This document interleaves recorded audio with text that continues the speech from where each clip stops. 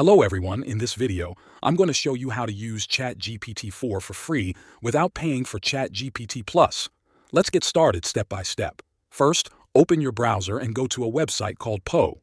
The web address is poe.com.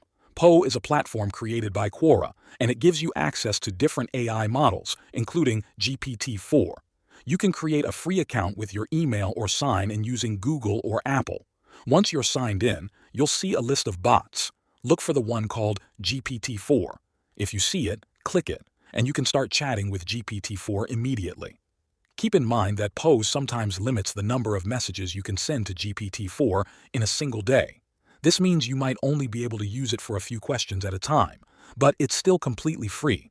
There's also another method through Microsoft. Open your browser and go to bing.com. Make sure you're using Microsoft Edge. In the top right corner, you'll see a button that says Chat. Click it, and it will take you to Bing Chat. This tool also uses GPT-4. You don't need to pay anything. Just sign in with a Microsoft account and you can start using GPT-4 through Bing. It might look different, but it's powered by the same model as ChatGPT Plus. That's all for this tutorial. Thanks for watching.